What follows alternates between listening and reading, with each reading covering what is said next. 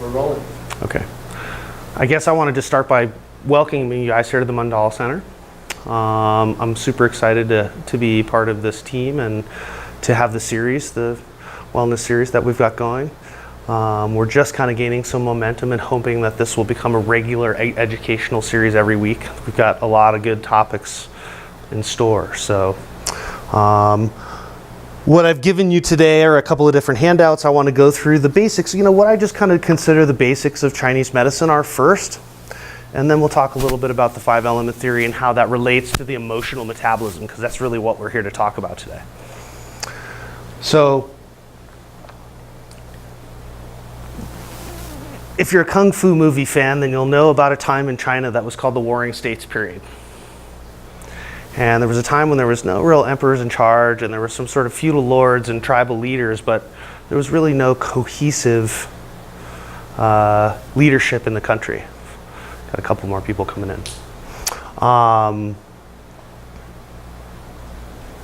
on in, grab one of each, grab a pen, and have a seat.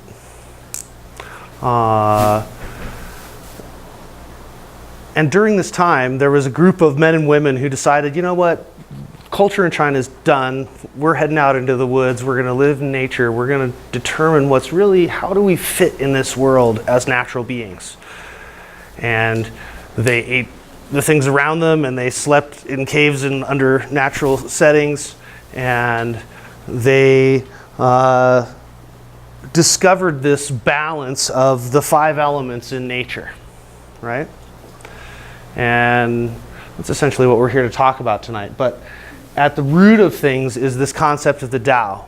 And the Tao is literally translated the way. If you're a Star Wars fan, it's kind of like the Force. It's this all-powerful force and connecting energy which binds all of us in the universe. Definable and yet completely indescribable is what it says in the Lao Tzu, Tao Te Ching. And then we're going to talk a little bit about yin and yang, and I'm sure most of you are probably familiar a little bit with this. This is the most common symbol, and there's really volumes of things that can be explored in understanding the Taiji symbol. But it really does explain the 4 principles here that, you know, we've got opposites. Hot and cold, night and day, light and dark, masculine, feminine, loud, quiet. These are the opposites of yin and yang, and yet they're interdependent. You can't really have one without the other, right? You can't really experience joy without the expression of sorrow in your life. They transform into each other. You know, night becomes day, day becomes night. I don't know if you've ever touched a piece of dried ice. You end up burning your hand.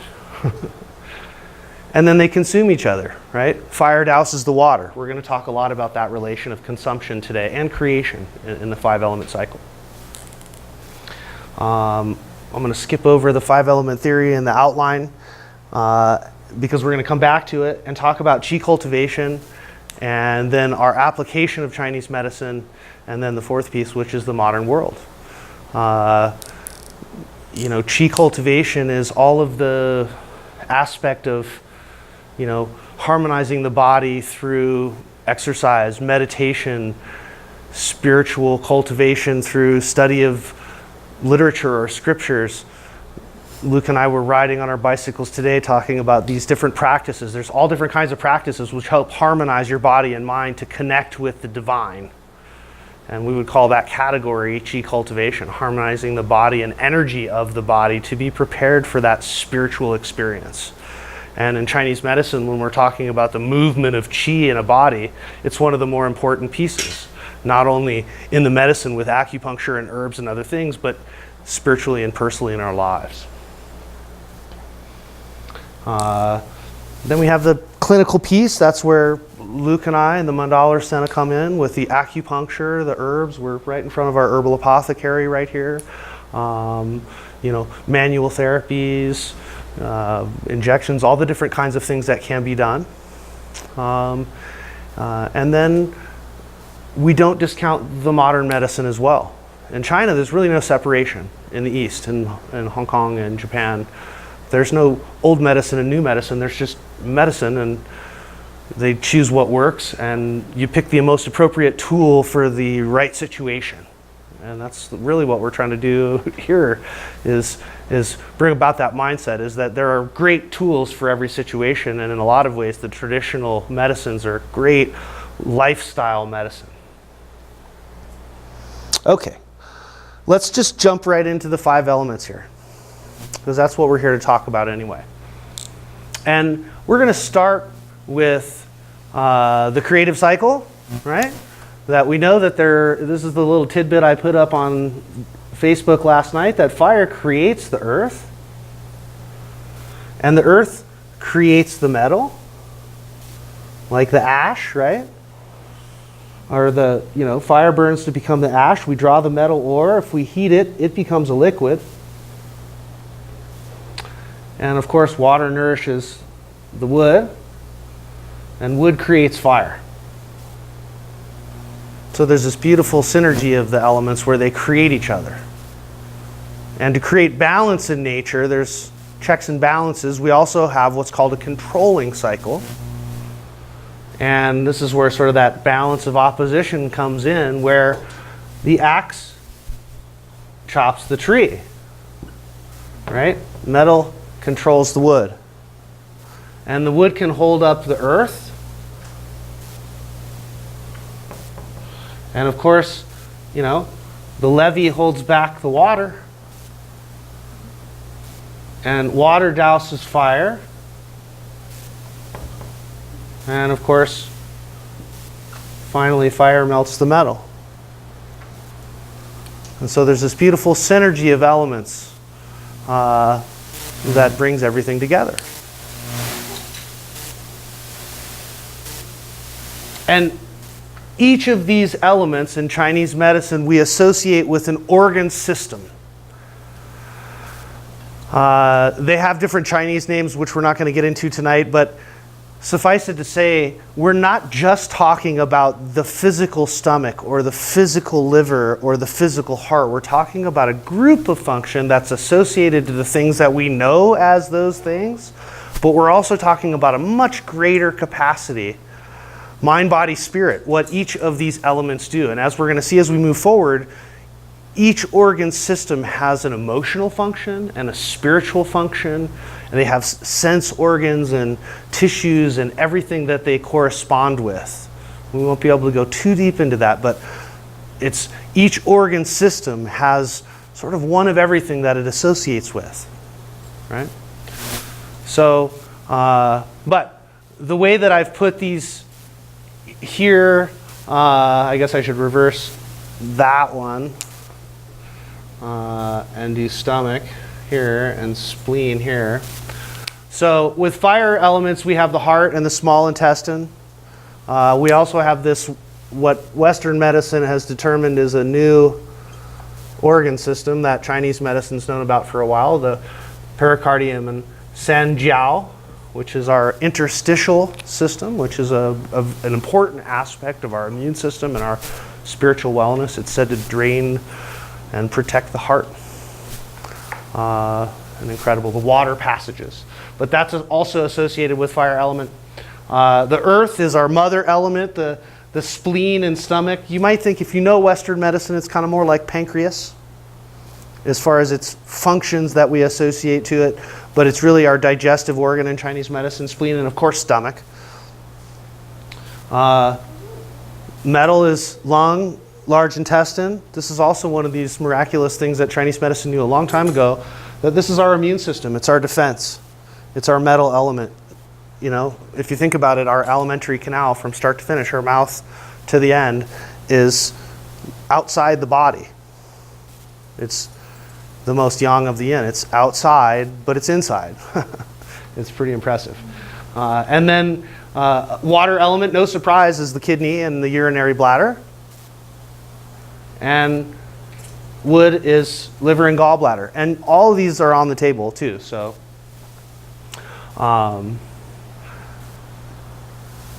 each of these is associated with a positive emotion.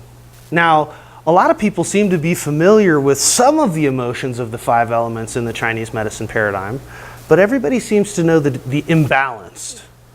So what I want to do is start with balance, although a lot of people don't resonate with those because most of us, including me, have some sort of imbalance, and we resonate more with the imbalance patterns than the stable stuff. So, all right, but fire is joy, right? I think a lot of us experience that. Let me ditch this pen.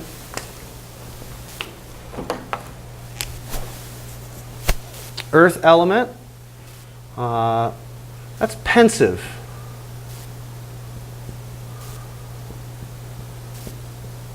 That might be an unusual word for some, but pensive is good, healthy, reflective thought, where you just take time to sort of weigh your options and think about things and digest them and come to a nice, easy decision. That's pensive thought. In a lot of ways, we're still talking about digestion, right? We heard about talking about emotional metabolism. This is the root of it, right? All experience in life must be received. If we could summarize Chinese medicine in one simple American statement, it is that you are what you eat. And that's true in every fashion. It's true in the television that you consume. It's true in the radio that you listen to. It's true in the diet that you eat, the environment that you surround yourself environmentally. Like everything that you consume becomes part of who you are. That's the root of Chinese medicine. And the idea is we can create a good enough environment and eat good enough food and move well enough and do all the things that we can do to live as long as we possibly can. And it's a beautiful synergy of medicine for that purpose. But it's all ultimately about digesting life and experience. Okay, so metal is one of my favorites, compassion. Right, just like that. It's the most compassionate sound, right? Water is wisdom. No, that's our virtue. Inspiration.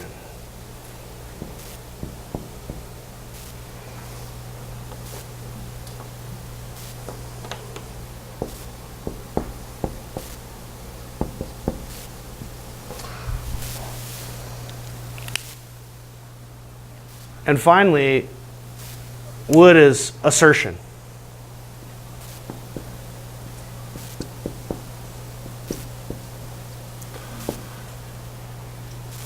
Okay, let's go talk about that a little bit. Fire is obvious. When we have a fire in our heart and we're joyous about something, that's pretty obvious. The digestion we talked about, the lungs, our immune system.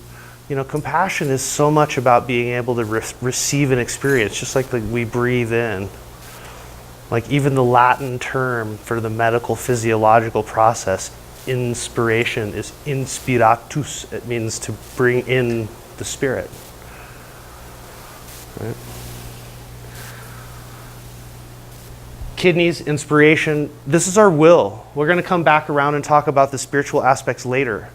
But it's said that the kidneys is the jur, it's our will, it's that which pushes us forward. In Western physiology, we'll think adrenals, right? Like it's the foundation of our energy, that which drives us when we have no other capacity. Like the kidney energy runs out, essentially you die. I mean, like it's the foundation of the fire, right? And then assertion, and again, this comes back a little bit to that spiritual aspect, which we'll talk more about, is the wood is our ability to express ourselves in community, to take the inner spirit and bring it out into public, and also to healthily withdraw that back in. Bipolarity is a perfect example of how that can be broken, right? You're either really stuck deeply inside and you can't reach out, or you're so far out that you're just in some sort of manic state, right? So that's a truly broken wood element. There's other aspects to that, of course, but that's one of the ways we look at TCM psychiatry. Okay. But these are the healthy emotions, and as I said, a lot of us really struggle with the imbalance. And I want to be clear that, you know, imbalance doesn't mean bad or good in any way. No emotion is really bad. It's just an emotion. When we're talking about it, it's just something that needs to be processed. It needs to be metabolized. Like, and we'll see pretty clearly that the creative cycle works with emotion, right? Like, maybe you get inspired, right? And you decide to create this nonprofit organization, and you assert yourself in the community by creating a nonprofit organization. A bunch of people decide to donate, which creates a huge amount of joy in your life. And then you think about it like, that was such an incredible thing in my life. How can I take that energy and put it back into the community? Because I have compassion and I want to give back. And you have another inspiration, and that's another creative idea that, like, when things are in balance, there's so much potential for incredible things to happen, right? But when things are out of balance, joy becomes mania.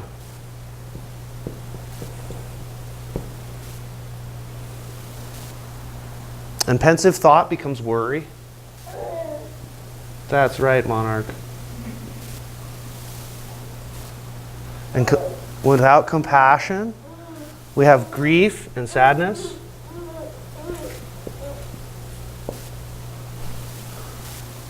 And if we have a loss of inspiration, the first thing to set in is fear.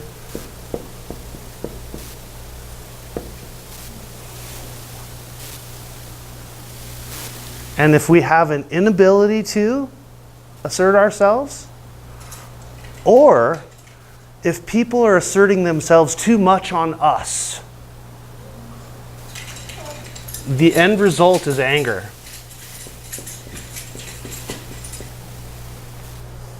Right? Now the pattern starts to unfold. You're like, oh, well, gee, I can totally feel some of that. Right? And I want to show you, again, we're talking 5 elements here. It can create a situation in the pattern, both in the creative cycle and in controlling cycles, right? Like, say you're in a relationship and you're really not sure where it's going. You're kind of afraid, right? And you get angry at yourself because you've allowed it to continue in an unhealthy way. And so I knew it was going to happen. And so you act like a jerk and get all manic. Then you're sad about the situation. And so you're afraid of engaging again. And so you get angry and you act like a jerk again, right? So it can create the cycle if you're in imbalance and you're not addressing it, you're not recognizing it. It can happen in little triads.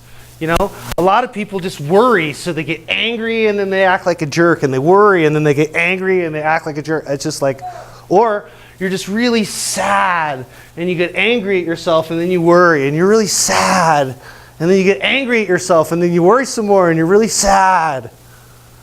Right? So people get stuck in these triads, and what we see is that, and this is the beauty of Chinese medicine, and one of my greatest teachers would say, you can either treat the body and the mind will follow, right? Or you can treat the mind and the body will follow, right? Wellness cannot exist in the mind and soul without wellness of the body. Right? And so Chinese medicine is an ultimate approach to address all of the areas, really, where there's an imbalance, where we can find a way to create balance and synergy in our bodies so that mind, body, and spirit can truly be in harmony. And it's a daily struggle for everyone, but that's the ultimate goal, right? But there is relief, right? You can use the controlling cycle a little bit, like you can even use the negative emotions. It's a little bit dangerous to do so, but I'll give you an example, right?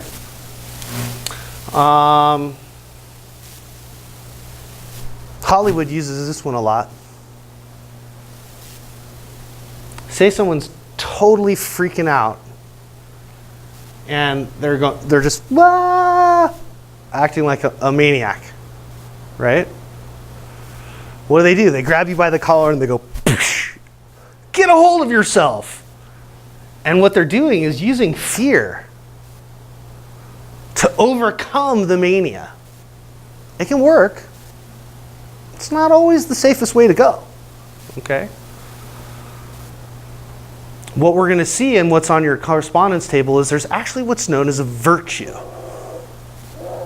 And the virtue acts, if you will, as the antidote to the imbalance, okay?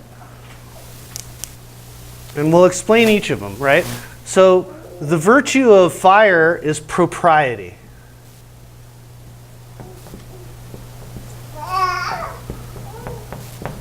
That's sort of an old school word too. Same root word as proper or appropriate or apropos, right? It's the golden rule, like that which is appropriate to do in society, what you would want to have done to you or do to others, right? And what's proper. This is very important in Confucian Chinese societies, what's proper in society, okay? The virtue of Nike has the earth figured out. The virtue is integrity. Don't think about it. Just do it. Right? Don't worry. Just have integrity about taking the steps that you know you need to do anyway. Like you could worry about them or you can just do the things you need to do. Walk forward. Right? The antidote to grief is righteousness. This is another kind of old word. I've had a couple people that didn't like this word because of I think their implications of what they felt righteousness meant. But righteousness in this sense is the truth of someone's life. I like to use the example of a funeral. You know, if you're stuck in grief and you just can't seem to get out,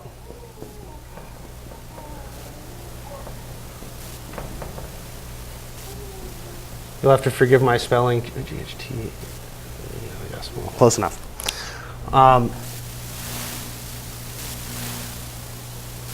You could try the control method. You know, if you're at a funeral and people are just really caught up in the grief, you could, tell a fart joke or something and see if you get a couple laughs out of it. And sometimes that'll work, cracking a little joke. But some people are so stuck, so caught up in that negative sadness and emotion that righteousness can bring them right back out. Think of all the things that this person brought to your life. Think of all the wisdom and the wealth and the things that you gained because of the experience of knowing this person. How righteous is it to remember this person in your life and what they gave to you? Right? The grief goes away. All of a sudden, compassion comes back. And now you're ready to help somebody else walk through their grief. Because you're like, yeah, think of all the great things this dude did for us or this woman did for us. Right? Okay. This one's easy. Water, totally easy. Whenever we have, I already blurted it out earlier, whenever we have a fear and we're out of inspiration, all we need is a little wisdom. Right? Just drop some knowledge on me. Give me a few nuggets of wisdom that I can carry on as a mantra into my future and give me some inspiration to continue to walk this path. So important. So important. That's why it's great to have mentors and friends and people, health practitioners that you work with that share those things with you, that can continue to drop those things in your head so you can be inspired, because we all live in fear at times, all of us. So they say fear may be the root of all emotion, right? It's the inspiration, right? It's the bottom, it's the water, in the kidneys is the adrenals, this is the foundation. So fear can be at the root of all negative emotion. Or you can choose to live in joy, choose to live in love, right? Fire is the heart. You can choose a different path, right? But some of it is determining where the imbalance. Okay? And then the antidote to anger, yeah, it's always kindness.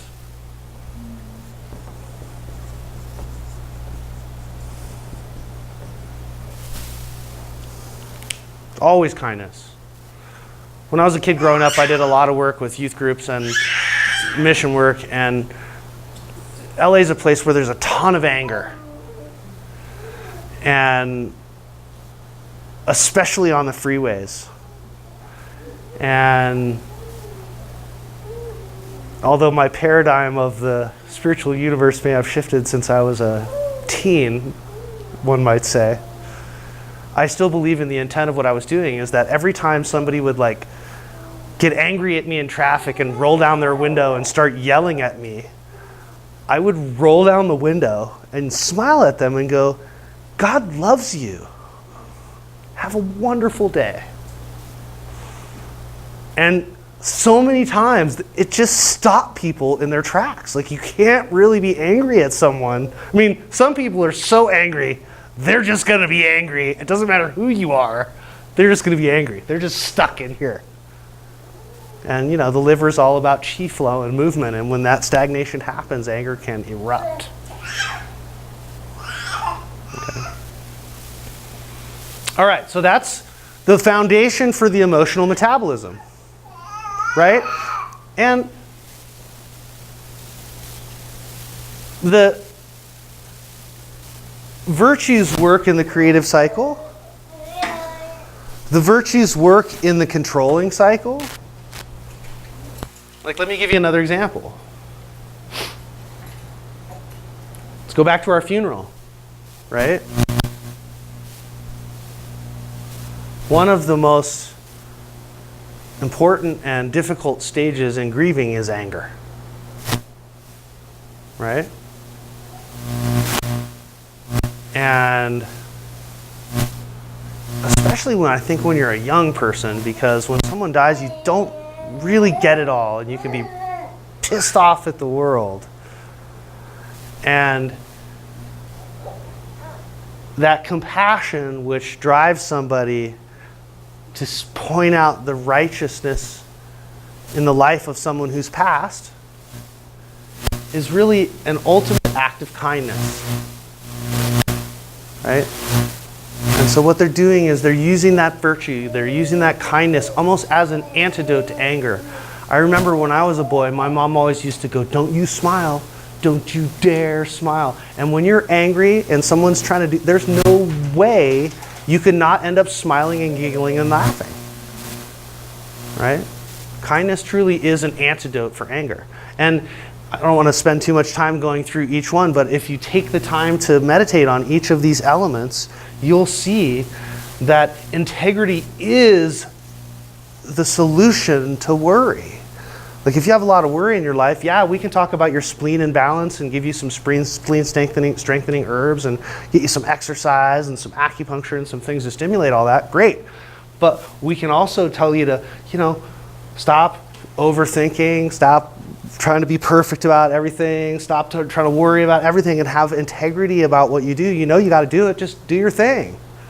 And know that everything's going to unfold along the way. Worrying is only slowing you down. Right?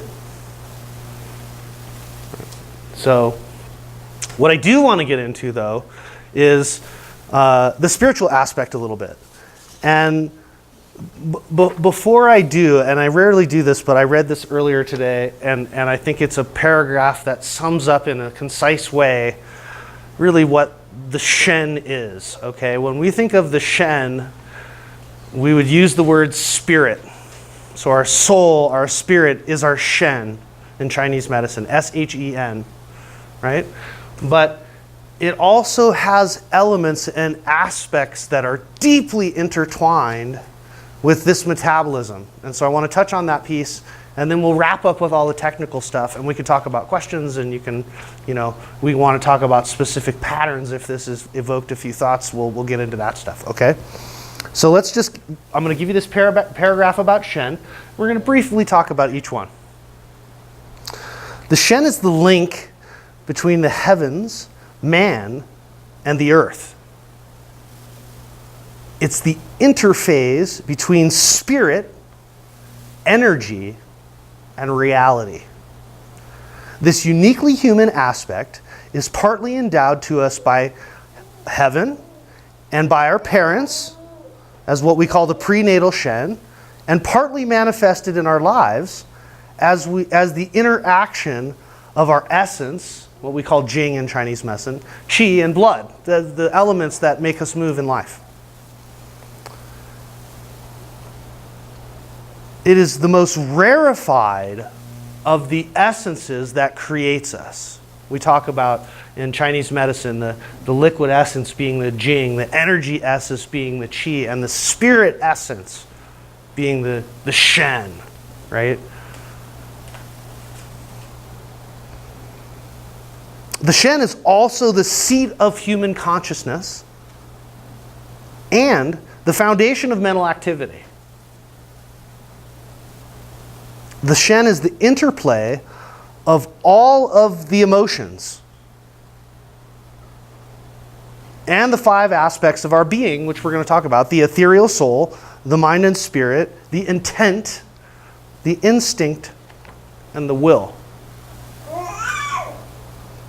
The Shen rules these emotions and aspects of self and can be directly affected by imbalances of any of the 5.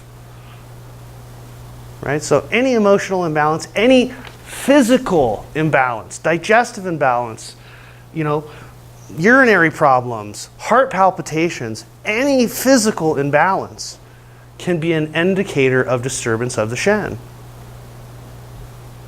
And in my you might say lineage, the teacher I study under, we're actually trying to formulate a whole diagnosis based on the Shen diagnosis and imbalance, so that aspect is not left out of the traditional medicine, because in a lot of ways, in the systematizing and treating lots and lots and lots of people, some of the Shen aspect has been lost, and there's a sort of, we talked about this today, the Taoist movement to sort of bring the spirit back to Chinese medicine, because it's so powerful, right? So I'm going to read that last sentence because it ties into the next. The Shen rules the emotions and all aspects of the self and can be directly affected by imbalances of any of the 5, right? The Shen is also our vitality. In the Bible, they would say the Holy Spirit, right? The breath of life, right? Our life breath, which drives us forth throughout the day, right? And that's easy to see, right? If someone's having a great day, they're, walking on through the day.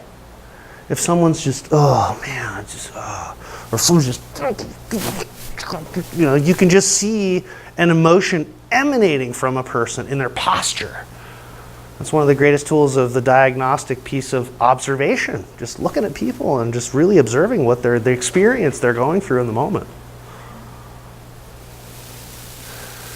So let's talk basically about each one, because this can get super complex. We could do a whole nother 2 hours just on Shen. Don't want to do that. The Shen, the heart fire, is really the rarest of the 3. Again, we said that, the rarest of the 3 essences. The heart Shen is known as the Shen. It's our mind, right?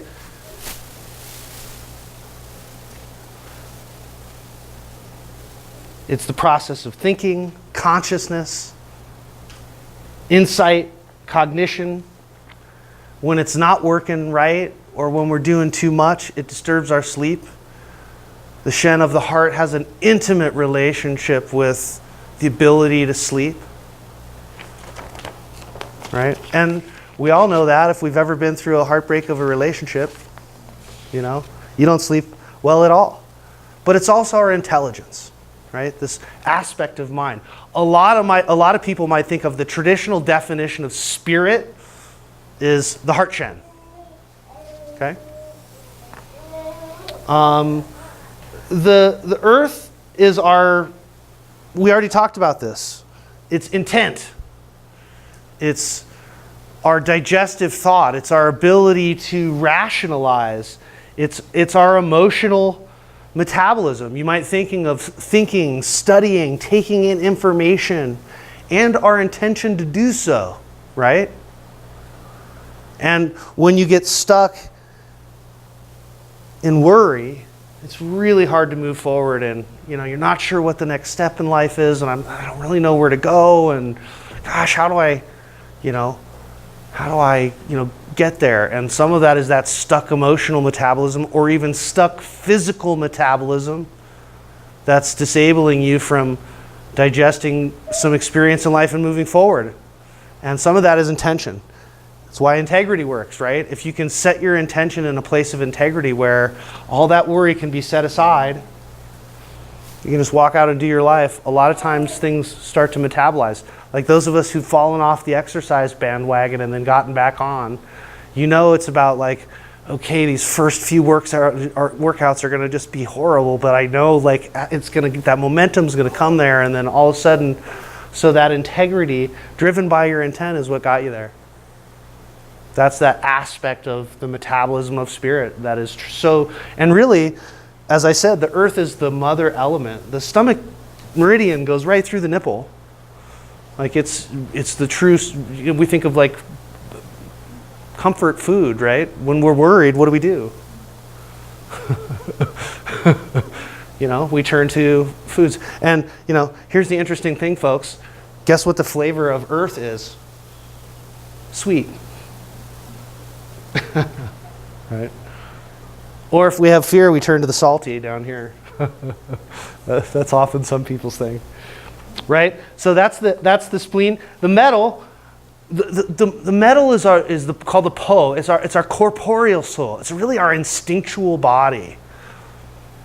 If you're familiar with traditional psychiatry or psychology, and they talk about the inner child metaphor, this inner like corporeal body that's instinctual, when you have a visceral and physical reaction to experience, to a situation, to an emotion, to a movie, to anything, that's your Po. That's the metal aspect is your defense, right? Like even in the inner child aspect of the psychiatry, we talk about like when your body goes, that's your basically defense. That's your body going, hey, whoa, this is a boundary. We need to like, bing, we got to put that metal up and defend ourselves. It's important to do it compassionately, but it's important when we have that visceral, physical Po reaction to set a boundary for ourselves, right? And it's got a lot to do with our senses, having to do with instinct, right? Like, the senses, the five senses, said to regulate the five senses. It really helps us sort of define our individuality. You might say our aura, like the Po is that which helps us, kind of, this is our boundary, our physical boundary, and you recognize it, right? Everybody's got a different one. We've all met a close talker before who just speaks a little too close to your personal space than you want to be. Well, they're kind of in your Po. You're like, whoa, easy, Po, back off. You want to defend. You want to set your defense, your metal, right? And of course, immune system, right? How many times have you been really, really stressed out, and then the stress is over and you get sick? We talked a little bit about this. The jur, the kidneys, the water, this is our essence. This is our will. This is that which drives us forth in life, really. So important. It's also that which provides our capacity for memory. This is an interesting metaphor in the sense that it really rings true. Is that as we all get older, we all start to lose in some capacity our ability to have memory. Some, of course, more severely than others. But, sometimes it's the short-term memory, sometimes the long-term memory, sometimes all of it if you have Parkinson's or something like that, or some other mental disease. But when the life essence begins to fade, the memory also begins to fade. This is a big piece of Chinese medicine. So many of the tonics and tinctures and in some cases even a lot of what were the endangered species that were once used as tonics to build life and virility were considered to be kidney tonics, because the ultimate goal was to live forever, right? And so if you can stimulate that kidney essence and kidney fire and keep your body and keep your will and inspiration going, then you can live forever, yes? So in a lot of ways, especially commercially over the years, this has driven Chinese medicine. Immortality, right? That inspiration to be immortal. And finally, we circle back around to our good friend, the liver and gallbladder, the Hun, all right? The liver and gallbladder, the Hun, is really said to be the general. It's in charge of making all decisions, right? As I explained before, it's that which allows us to engage and retreat. It's our ability to engage in public and have experience and express ourselves, hopefully in an assertive way, a kind, assertive way. And that's the most effective way to express ourselves. But when we get out of imbalance and we're doing it out of fear or in anger, often when we assert ourselves in public, it turns out poorly, right? Really important for a lot of folks, as it said to regulate the coming and going of the mind. You've probably heard of someone that's been in a car accident and they say, oh my God, I watched myself from outside the car. That's the liver saying, hey, heart, Shen, let's go. And, they ditch, get out of the body. And a lot of times people that have been, this is what post-traumatic stress is, right? Like if somebody's been through a traumatic experience in any way, shape, or form, and their body hasn't become a balanced host for the spirit, then in some ways the spirit doesn't want to return. It's like, screw it, I don't want to go back in there. That's still all screwed up. You got to figure that out. And so a lot of people live in disharmony for years after traumatic experiences, whether it's a physical or sexual or emotional assault, whether it's war or whatever it is, right? Like the body gets in an imbalance that is in some ways incorrectable, because of the trauma. And so that's where the other, working with people, working with modalities, working with herbs, working with meditation, with all of the tools that are available to us, you can bring yourself closer to balance. And some patients, we spend years working on this stuff because they've got years of imbalance created by the traumas in their lives. It's very common. It's more common than not, I guess is the best way to put it.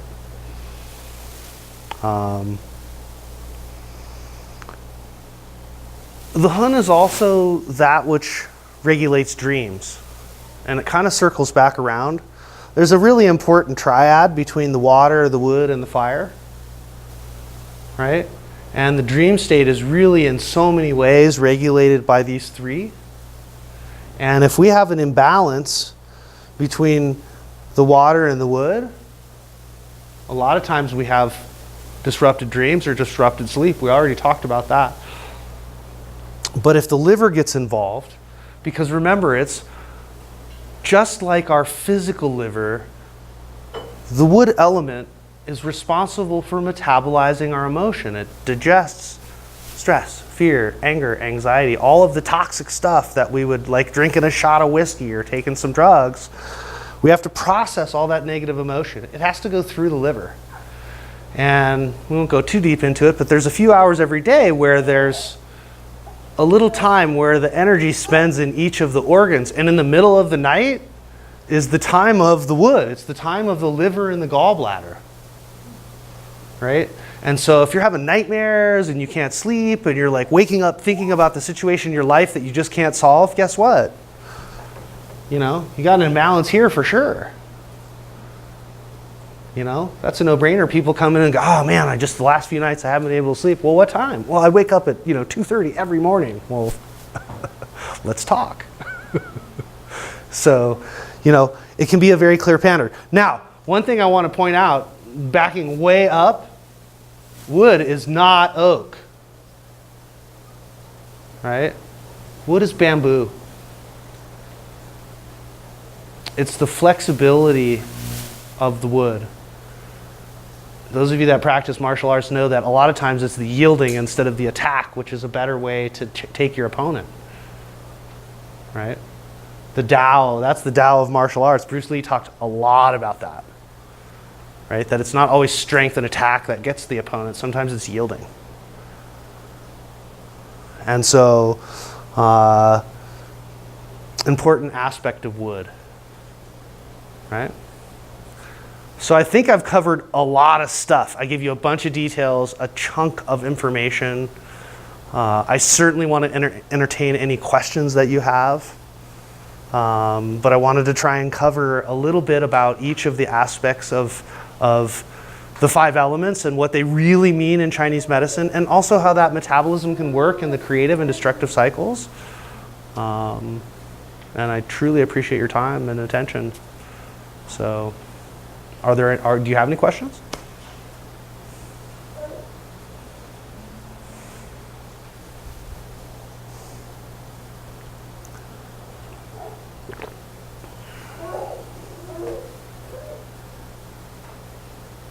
I'm really interested in the healing sounds and in what way can we use those for each of these? Sound and vibrational healing is an entirely different discussion.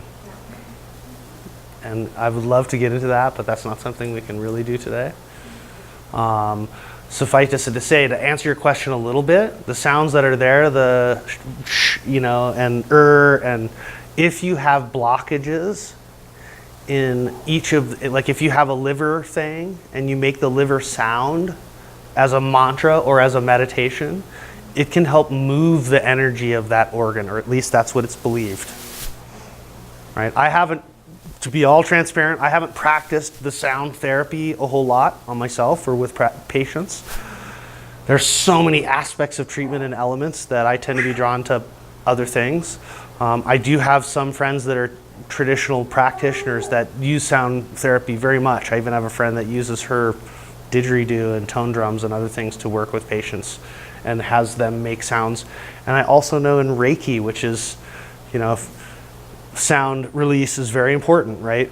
And so Reiki is just the Japanese version of Qigong in our Chinese practice, right? Qi is the Japanese word for qi in Chinese medicine. And so, my old religious studies teacher freshman year in high school used to say that there's only one summit to the mountain. There's just a lot of different paths to get to the top, right? And so chi is really only one thing. Prana is energy, right? It's just our life force, the Holy Spirit. It's one thing. There's a lot of different lenses to look at it. And I know that sound and vibrational healing can be a powerful tool, and certainly for people who are seeking to be practitioners or wanting to grow in their own practice, it's finding those tools which you as an individual feel really drawn to using, and then that you feel like you can use effectively, in a compassionate and righteous way to help community, because a lot of ways that's why we all serve, right? It's our compassion that draws us to give that gift back to other people. And so if sound works for you, awesome. So to further with that, then, as you look at this whole table, say I want to work on wood, and I can, kind of pick and choose. Like, of course, when I look at it, the whole thing. But you can. This is really like a little dabble into it, and I can certainly give little tidbits if people think they have a wood imbalance. And just because I know you as a friend and patient, I also know we've talked about this. The most important thing in the 5-element cycle, and this is what I said in my trailer yesterday, is that the axe chops the tree, right? And this is a great way for us to sort of to wrap up and philosophically, right? Our breath, the lungs, that corporeal soul, our instinct, is the most important piece. We have all of these aspects of our life and our nervous system which are completely automatic. In physiology, we call it the autonomic nervous system, right? And it just happens. We don't have to think about it, right? Just hormones and digestion and all this stuff just going on, heartbeat and breathing, it's all just happened. And then there's the somatic stuff, the things which we control, walking, talking, eating, and sometimes breathing. That's the interesting piece. Breathing is the axis. The axis, I was thinking about this today, the axis and the access, right? Breathing is the key to the spiritual self. It's the key to the soul. It's the key to our nervous system. Virtually every practice of martial art or meditation is rooted in breathing. And when the liver chi is stagnant, or when you have liver imbalance and when your energy is not moving, breath and meditation, whether it's from, sometimes if you have you haven't moved enough, right? You need to get the energy going, get some breathing going, and your anger will dissipate. So sometimes it's exercise. That's why so many people are drawn to, running and biking and endurance sport to regulate their anger and their stress, because it's a great way to release that chi, to move that chi. But that's a very yang way of releasing exercise, which I've talked about with a few people. And so it's really important to find that yin way of exercise, to find stillness. In the Tao Te Ching, it says that you can only see the bottom of a high mountain lake if it's perfectly still. Like, our deepest insights in life are gained when we can find that quiet space. And it always has to do with slowing the breath and calming yourself and, just taking control of breath. And so for a liver imbalance, that's my number one recommendation. The other one is a tree meditation, which I've talked about with a lot of my patients too, is that just like the plants here take our carbon dioxide and turn them into oxygen, trees can take our negative emotional and spiritual energy and convert it, turn it into positive spiritual energy. Like the wonderful Shel Silverstein book, The Giving Tree, right? The earth is here to receive and give back to us. And in so many ways, if you're feeling angry or unsure about how to assert yourself, go hug a tree. When I was going through my divorce, I used to yell at the tree, kick the tree, and the tree would be like, yeah, right on, bring that on, kick me again, And I ultimately felt like I started to develop a relationship with the wood and with the tree. It's part of the reason I ended up back in Colorado, a need for moving the wood, being more flexible with the changes in life. That's a great question. Any other questions? And actually, if you want to know more about sound healing, I'll put you in touch with Kataka. You just opened like a million other questions. Well, so sure. Any other questions? Does anybody else have a question, or we can go back to Allegra? Allegra? What else you got? Well, I find that so interesting, the cross connections, and so it seems like that's like your best form of attack in a lot of ways, is to kind of look at, like water douses fire, metal cuts wood, and that kind of connection. And I find it so interesting that this is like, I started out tonight wondering, how did they decide what attributes go to what organs? And it's just like the micro to the macro, really. Like, this is the process in everything that we see. Mm-hmm. And I find that so interesting. It's not really a question. Well, it is in the sense that, I would say two things. One, addressing your point. When I first started studying Asian philosophy, there was so much of it about the philosophy that was like, yeah, sure, this really makes sense to me. It's very logical. Particularly Hinduism is very logical and intellectual in its philosophical approach. Chinese medicine is very much that way. It's based on thousands of years. Eastern medicine is based on thousands of years of observation of what is true, right? Like, these are patterns that have been seen over and over and over and over again. And so there are fortunately some very fastidious people that sat around and really made a lot of good notes and really analyzed that really well and proved their points over and over again. One guy, Li Shizhen, he sat around for years in his life and ate something different every day and said, okay, how did that make me feel in my body today? And some of them made him sick and some of them made him feel good. And some, he became the foundation of what is now all of Chinese herbalism. So incredible Taoist people that really did this early practice. The second piece is, yes, you can use the controlling cycle therapeutically, absolutely. Because a lot of times people do get stuck in certain patterns. We didn't go too deep in it, but it can also be rebellious though, right? Like, you can have a lot of fear, which causes you to worry a lot, and then you get angry all the time, right? And you fear, and this is actually kind of a big reverse rebellious cycle for a lot of women, right? Especially because it changes a little bit with the cycle, right? As their emotional energy, because in the Chinese medicine, when your cycle is changing, as you get closer to when you're supposed to have your menses, the energy is supposed to be focused on moving the blood, right? But if you have stagnant energy and this liver is not really doing its job, then there's going to be stagnation. That creates disruption, right? And so there are a lot of people who, spend a lot of time in sort of sadness or worry in their lives, and then they get a little anxious or anticipating that they know that the thing is coming about, and then when they get premenstrual, they get really angry and frustrated and tense, and then they kind of go back to this situation of worry or sadness. So there can be what we call insulting cycles, right, as well as the controlling cycle going the other way. And so sometimes it's about, like, maybe somebody's just really wiped out and we need to support them and support their energy, and they've been working too hard, burning the candle at both ends. And a lot of their anger is coming from that lack of like nurture and support and inspiration. And so we'd be talking about supporting kidney energy and, the things which support that. And so ideally, you want to work with a practitioner. I mean, certainly you can explore the paradigm on your own, and there's a ton of really good references for deeper diving into the 5-element paradigm. But what's the old adage that a doctor that has himself as a patient should go fire his doctor? Or, he's a foolish doctor anyway. Right?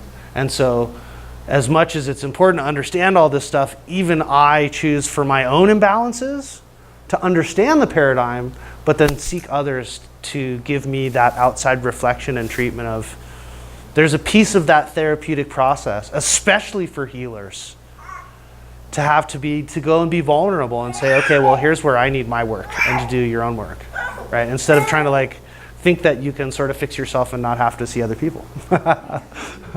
Doesn't work that way. So another good question. Sheila. One question. I have two-part question. So this part is really simple. And when you're talking about the Shen, you talked about the spirit being the Shen, the Qi being the energy, and then you said there was reality. What was reality related to? Well, what do you call that? in the three essences, the Jing, right? And the Jing is kind of hard to understand. J-I-N-G? J-I-N-G. The easiest way to think of it in a very primal level, it's the sperm and the ovum. Like, it's the essence of life. The Jing is that which is passed from parents to, if you get bad Jing from your parents, you end up with Down syndrome or some sort of disfiguration in that metaphor, right? So ultimately the Jing, the essence that we give or we pass forth generation to generation, we want that to be best possible that we can to give. But it's considered yin, right? It's like a fluid, dense aspect to the energy of qi and the yang of spirit, right? Those three function as kind of like a trilogy, if you will, right? Of Jing, Shen, and Qi. Okay, so then my other question is I know you and I have talked a lot about the 5 elements. Yeah, a ton. We relate a lot about that. So every time I hear that, it just gets clearer and clearer and clearer for me. So this is the first time I've really heard this stuff about Shen. Okay. And so, Well, there's only so much we can get into at times, yeah. Yeah, I know. But there's I see the whole elements of the fire and all that, that's still like a synergistic flow of what goes on. But as you talk, I'm looking at it that's almost like 2-dimensional. And then you put Shen on it, and it becomes 3-dimensional because that ride over the top of all of it. Shen is really more the essence of who you present to be, or your spirit, I guess. That's right. Blueprint, whatever, and all of this and I guess, and you'll understand this when I say this, I think safely, at least with you in our interactions, we've actually talked a ton about it. But one of my habits as a practitioner, particularly having been pre-medical and trying to sort of bridge the gap between East and West, is I tend to not bring in too much of the traditional terminology, knowing you're thirsty for it, I'll give you more for sure. But No, I just love you know the what I'm concept. saying? I mean, I just but never but had I picked that up. yeah, well, I weave it into it. Well, I've certainly woven into our discussions, but I've never named it as the Shen Qi aspect, I guess is the best way to put it. Got it. Partly because, I'm not a therapist. I'm not a psychiatrist, right? I can be a good coach. I can be a good mirror. Right. And so I call people to the table to look at themselves, but I tend to not delve too much into the Shen physiology of people, because when I feel like people need that kind of depth, then I tend to refer them to somebody that's really better trained in those aspects of dealing with emotion and mind than I am. I mean, I do treat, and I'm more a treat the body, Right. the mind will follow. And so I look through my lens and I see that imbalance and I treat the body and I want the mind to follow. Someone like Lindsay, who's a therapist, she's going to treat the mind and the body will follow. Right? So, and there's certainly boundaries as a practitioner and even ethically, right? Where you reach a place where you're like, okay, well, this isn't really my thing, so I'm going to say you should see a life coach, or you should be with a counselor, or you should be, doing some grief therapy, or maybe some energy work, and I do recruit all of those different kinds of people in my practice. Yeah, I mean, So, I but like that. knowing that you like it, we'll certainly talk more about it. Yeah, because I mean, I'm probably more of a person that has done the whole spirit mind. I know, yeah. And the last thing to get along for me was body, So it's like trying to integrate that. And I'm going, oh, look at how all these things you've been doing, how they start to float together. So I'm going to have to digest a lot of that. Well, right, and that's why I didn't want to give too much information, and why also, to answer your question, why I don't do as much in sessions, because it's a lot of information. Yeah, it's like looking at it. Lizzie, you got a question? Yeah, my question is kind of similar, like along this line. Like I've always heard the phrase like the yi leads the qi, or like the mind or intention kind of leads the. That's right, sure. But I guess I'm wondering like where mind is in this, or like where. Well, yi is the intent, right? Yeah.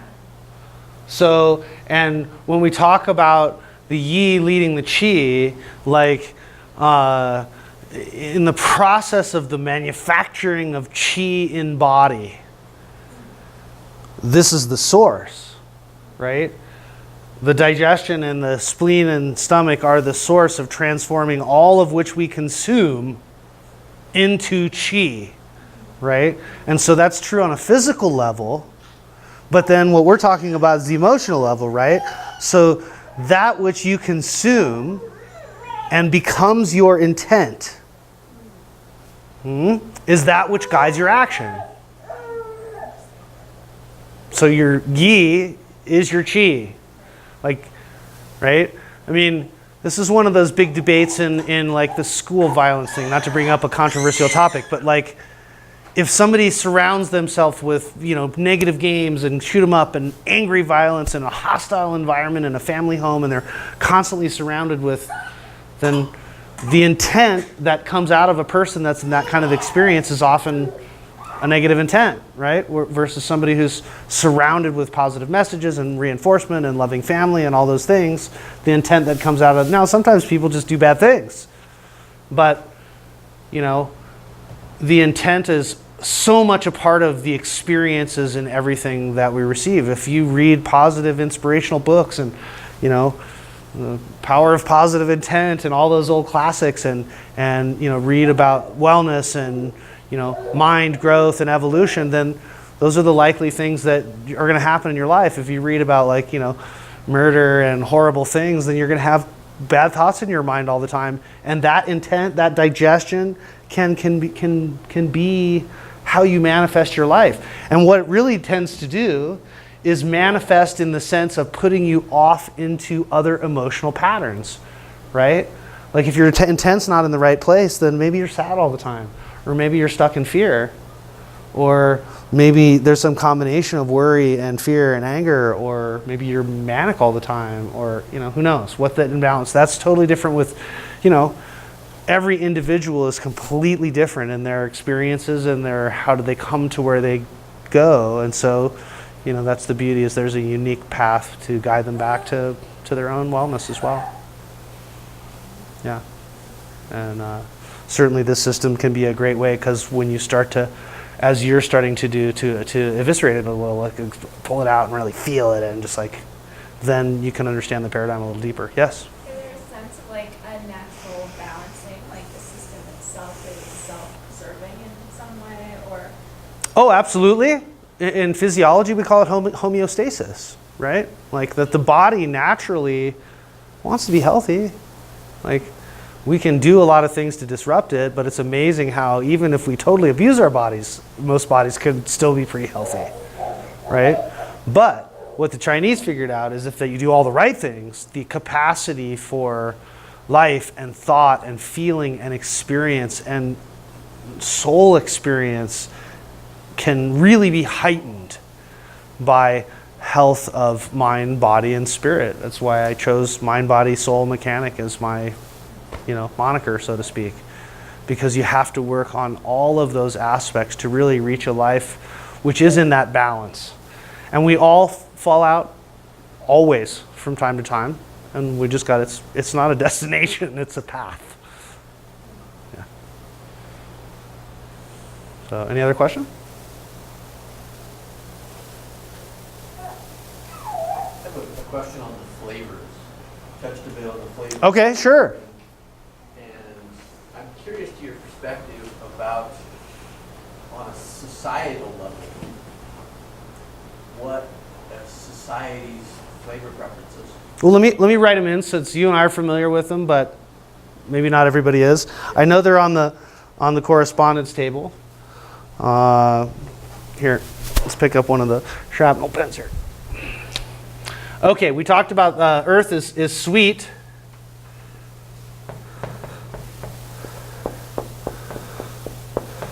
Right? And metal is pungent, right? A good way to think of pungent is like mint, right? Or the effervescence of eucalyptus, like woof, things which open up your lungs are pungent, right?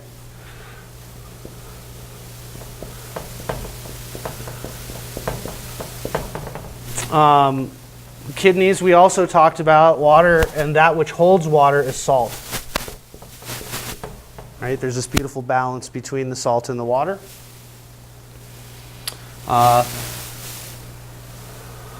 Just like the wood, the flavor of the wood sour is astringing, right? It draws in the water. And, you know, a bit like the fire, the flavor of fire is bitter.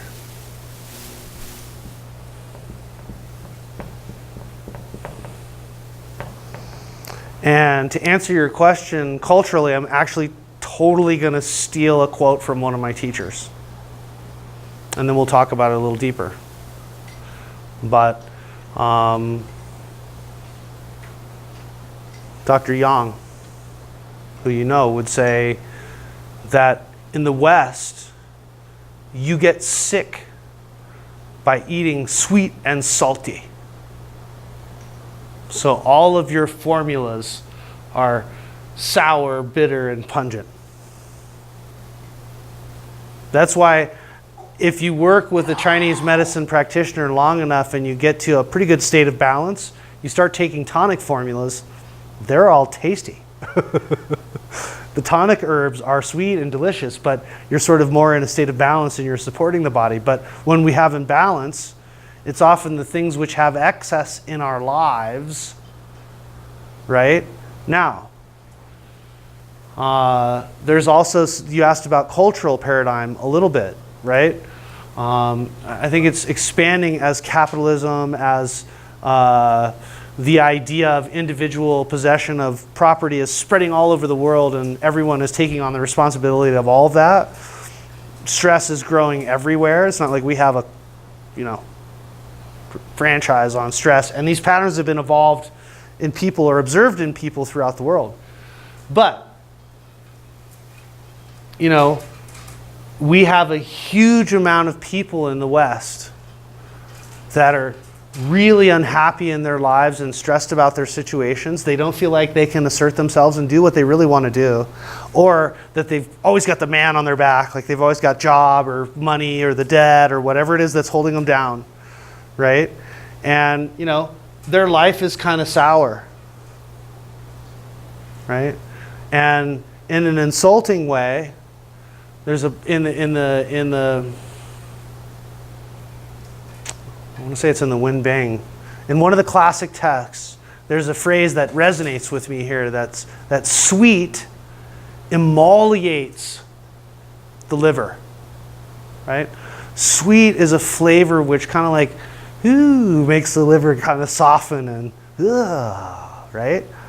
Emolliation is the process of making something softer and more gooey, right? And so sweet emolliates the liver. And so in our culture, again, back to our discussion this morning, so many people crave ultimately what is a sweet. It might not be chocolate or candy. It might be pasta. It might be bread. It might be French fries, right? Some form of what is ultimately going to become sugar. All of that is what we know of as comfort food in the West, right? It's all ultimately produces sugar, sweet. You know, very few people are like feeling bummed out and pulling out like the, you know, vinegar and, you know, salt chips when they're upset. Right? Whereas culturally, in different cultures, like in Latin cultures, like sweet isn't so much a desired flavor, right? Like spicy, hot, pungent flavors are more relevant. Now, I can't make a cultural statement because I didn't grow up in a Latino culture as much, but I know that from having lived even in LA that, you know, most of the Latin Americans want cayenne pepper or something really spicy on what is traditionally something that us as Americans would think of as sweet, right? And so it'd be interesting to explore what the cultural paradigm might be in those cultures driving them to crave those, you know, more sour. They do a lot of citrus, right? And pungent, those really spicy. Like hot peppers are sort of at the full end spectrum of pungent. Noticing that our culture also does not have a strong taste for bitter. Most people don't like bitter greens. And if it weren't for coffee and dark chocolate, we wouldn't probably have any bitter flavors in our palate. Well, and, you know, I'm going to make I think a universally cultural statement, but certainly about Americans and most of the people that I experience in my practice, that people are afraid of their heart. People are afraid of their emotions. People are afraid of really living into their Shen, that true inspiration of mind and spirit of their soul, of who they're supposed to be, for various reasons, whether it's trauma or poor upbringing or depression, stress, whatever, you know. People, and we're going to get a little philosophical here, we also have a really financially driven economic system where, you know, people need to be placated, right? You really don't want people facing up to how miserable their lives are, because then they're not going to go to work for 65 hours a week, right?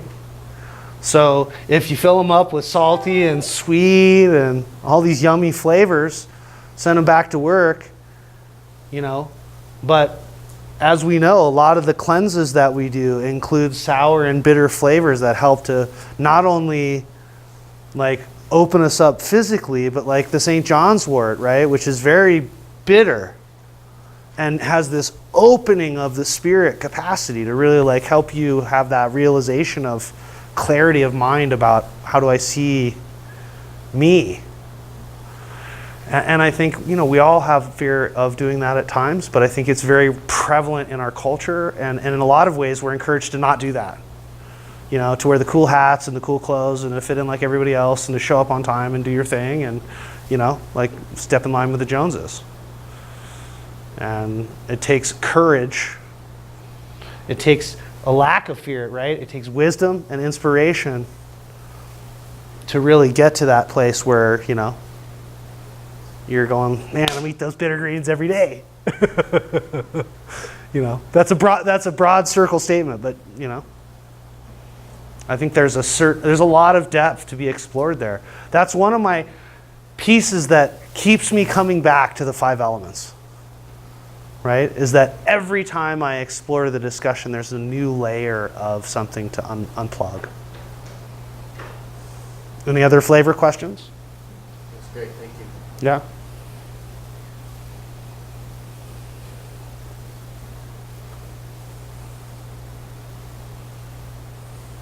I know this ended up being a flavor, because I knew this was starting out to be, is like, well, what kind of taste do you really want, you know? Mm-hmm. Couldn't you take that same thing as far as where society or a culture is within a particular area, on where they've been as far as like what their desire is and needing to go somewhere else just because of what they've experienced? Oh, absolutely. Yeah, that would, Absolutely. On that. You know, so much of my inspiration, my jing, really comes from my mom, who, what she created was a capacity and ability to recruit people for the nonprofit structures. And it started out with the church, but it works with any nonprofit organization. And it's based on basically finding out people's passions and skills and putting them to work doing that in the nonprofit, because then not only do they do a good job, but they love the experience because they feel fulfilled. Wow, shocker, right?